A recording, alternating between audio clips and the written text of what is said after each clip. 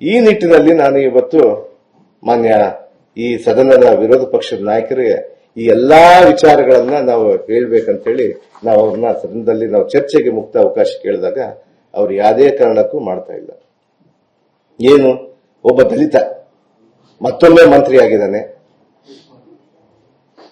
ಒಬ್ಬ ಆದಿವಾಸಿ ಜನಾಂಗದಿಂದ ಮತ್ತೊಮ್ಮೆ ಮಂತ್ರಿ ಆಗಿದ್ದಾನೆ.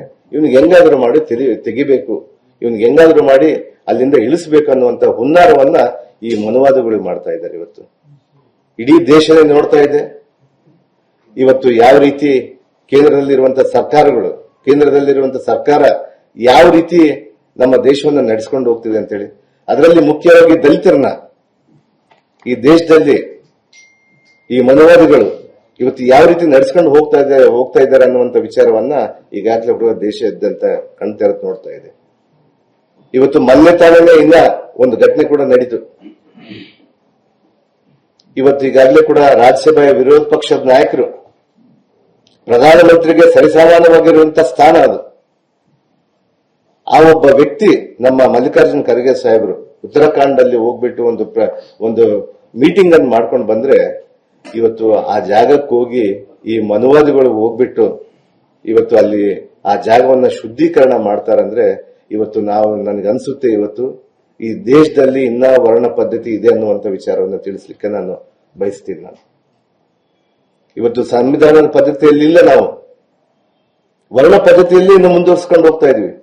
ಅಂತ ಒಬ್ಬ ನಾಯಕರಿಗೇನೆ ಇವತ್ತು ಒಬ್ಬ ಅತ್ಯಂತ ಹಿರಿಯ ನಾಯಕರು ಮತ್ತು ಪ್ರಧಾನಿಗೆ ಸರಿಸಮಾನವಾಗಿರುವಂತಹ ನಾಯಕರಿಗೆ ಈ ರೀತಿ ಮಾಡ್ತಾ ಇದ್ದಾರೆ. ಇನ್ನು ನನ್ನ ಮೇಲೆ ಬಿಡ್ತಾರ ಅವರು. ಇವತ್ತು ಕೇವಲ ಏನಿಲ್ಲ, ಒಬ್ಬ ದಲಿತ, ಒಬ್ಬ ಆದಿವಾಸಿ ಮಂತ್ರಿ ಆಗಿದ್ದಾನೆ, ಇವ್ರನ್ನ ತೆಗಿಬೇಕು ಅನ್ನುವಂತ ವಿಚಾರದಿಂದ ಇವತ್ತು ವಿರೋಧ ಪಕ್ಷದ ನಾಯಕರು ಇವತ್ತು ನಮ್ಮ ಸದನದಲ್ಲಿ ಮಾಡ್ತಾ ಇದ್ದಾರೆ. ನಮ್ಮ ಸಮಾಜ ಕೂಡ ಅಖಂಡ ವಾಲ್ಮೀಕಿಯ ಕರ್ನಾಟಕ ಸಮಾಜ ಇದನ್ನ ಬಹಳ ಸೂಕ್ಷ್ಮವಾಗಿ ಗಮನಿಸ್ತಾ ಇದೆ. ಮಾಧ್ಯಮದ ಮೂಲಕ ನಾನು ಹೇಳಲಿಕ್ಕೆ ನಾನು ಇಷ್ಟಪಡ್ತೀನಿ ನಮ್ಮ ವಿರೋಧ ಪಕ್ಷದ ನಾಯಕರಿಗೆ. ಸುಮ್ಮನೆ ಬಿಡಲ್ಲ. ನಮ್ಮ ಸಮಾಜ ಕೂಡ ಬಹಳ ದೊಡ್ಡ ಮಟ್ಟದಲ್ಲಿ ಕರ್ನಾಟಕದಲ್ಲಿ ಬಹಳ ಶಕ್ತಿವಂತವಾಗಿದೆ. ಇವತ್ತು ಅವ್ರು ನೋಡ್ತಾ ಇದ್ದಾರೆ ಇದನ್ನ ಯಾವ ರೀತಿ ಒಬ್ಬ ದಲಿತನ ಮೇಲೆ ಬಿಜೆಪಿ ಗದಾ ಪ್ರಹಾರ ಮಾಡ್ತಾ ಇದೆ, ಯಾವ ರೀತಿ ಒಬ್ಬ ದಲಿತನ ಮೇಲೆ ಇಲ್ಲ ಸಲ್ಲದ ಕಾರಣಗಳನ್ನು ಹೇಳಿ ಅವ್ರನ್ನ ಇಕ್ಕಟ್ಟಿಗೆ ಸಿಲುಸ್ತಾ ಇದ್ದಾರೆ ಅನ್ನುವಂತ ವಿಚಾರವನ್ನ ಇವತ್ತು ನಮ್ಮ ಸಮಾಜ ಕೂಡ ಅಖಂಡ ವಾಲ್ಮೀಕಿಯ ಕರ್ನಾಟಕ ಸಮಾಜ ಇವತ್ತು ನೋಡ್ತಾ ಇದೆ. ಬಹುಶಃ ಮುಂದಿನ ದಿನಗಳಲ್ಲಿ ಅವ್ರಿಗೆಲ್ಲ ಕೂಡ ಗೊತ್ತಾಗುತ್ತೆ. ಚುನಾವಣೆಗಳು ಬರ್ತವೆ. ಜನತಾ ನ್ಯಾಯಾಲಯಕ್ಕಿಂತ ಯಾವ ನ್ಯಾಯಾಲಯ ದೊಡ್ಡದಲ್ಲ. ಅದರಲ್ಲಿ ಗೊತ್ತಾಗುತ್ತೆ ಅವ್ರಿಗೆ ಏನಂತೇಳಿ, ನಮ್ಮ ಸಮಾಜ ಯಾವ ರೀತಿ ಕೆಲಸ ಮಾಡುತ್ತೆ ಅಂತೇಳಿ. ನಮ್ಮ ಮುಖ್ಯಮಂತ್ರಿಯವರು ಕೂಡ ಅನೇಕ ಬಾರಿ ಹೇಳಿದ್ದಾರೆ. ಮೊನ್ನೆನೂ ನಮ್ಮ ಪರಿಷತ್ತಲ್ಲಿ ಅವರು ಗಲಾಟೆ ಮಾಡ್ತಾ ಇದ್ರೆ, ಅವ್ರಿಗೆ ಗಲಾಟೆ ಮಾಡುವಂತ ಸಂದರ್ಭದಲ್ಲಿ ಪರಿಷತ್ತಲ್ಲಿ ಬಂದು ಅವರು ಉತ್ತರ ಕೊಡ್ಬೇಕಾರೆ ಅವ್ರು ಹೇಳ್ತಾ ಇದ್ರು, ನಾನು ಈ ಸ್ಥಾನದಿಂದ ಯಾರಿಗೂ ಕೂಡ ಅನ್ಯಾಯ ಮಾಡಲ್ಲ, ನೀವು ಏನೇ ಚರ್ಚೆಗೆ ಬಂದ್ರು ನಾವು ಸಿದ್ಧವಾಗಿದ್ರಿ ಅಂತೇಳಿ ಬಹಳ ಅದ್ಭುತವಾದಂತಹ ಭಾಷಣ ಮೊನ್ನೆ ಅವರು ನಮ್ಮ ಪರಿಷತ್ತಲ್ಲಿ ಮಾಡಿದ್ರು. ನಮ್ಮ ಐವನ್ ಸಾಹೇಬರು ಇದ್ರು. ಪ್ರತಿಯೊಬ್ಬರು ನಾನು ನೋಡಿದಂತ ಸಂದರ್ಭದಲ್ಲಿ ಇವತ್ತು ರಾಜ್ಯದ ಅನೇಕ ಮುಖ್ಯಮಂತ್ರಿಗಳು ಅವರದೇ ಶೈಲಿಯಲ್ಲಿ ಬಹಳ ವಿಶಿಷ್ಟವಾಗಿ ಇವತ್ತು ಮಾಡ್ಕೊಂಡು ಬಂದಿದ್ದಾರೆ. ಅಂದ್ರೆ ಅವರ ಭಾಷಣಗಳನ್ನ ನಾನು ಕೆಲವ್ರದ್ದು ಮಾತ್ರ ನೋಡಿದ್ದೀನಿ. ಮೊನ್ನೆ ಸಿದ್ದರಾಮಯ್ಯ ಅವರು ಕೂಡ ಅವರ ಭಾಷಣ ಬಹಳ ಅದ್ಭುತವಾಗಿ ಮಾಡ್ತಾ ಇದ್ರು. ಇವತ್ತು ಮೊನ್ನೆ ನಮ್ಮ ಮುಖ್ಯಮಂತ್ರಿಯವರು ಮಾಡಿದಂತ ಭಾಷಣ ನೋಡಿದ್ರೆ ರಾಜಕೀಯದ ಮೇಲೆ ಆಸೆ ಹುಟ್ಟುತ್ತೆ, ನಾವು ಆ ರೀತಿ ಇರಬೇಕಪ್ಪ ಅನ್ನುವಂಥದ್ದನ್ನ.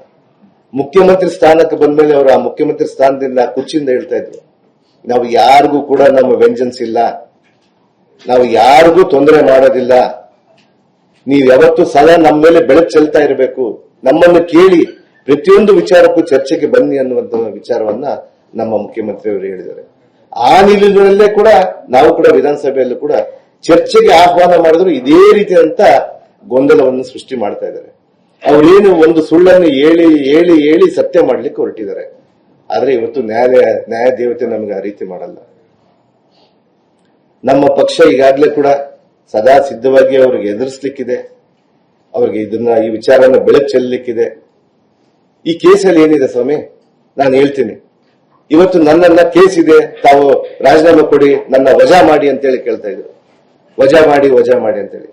ಅದು ಯಾಕೆ ಮಾಡ್ಬೇಕು ಸ್ವಾಮಿ? ನಾನು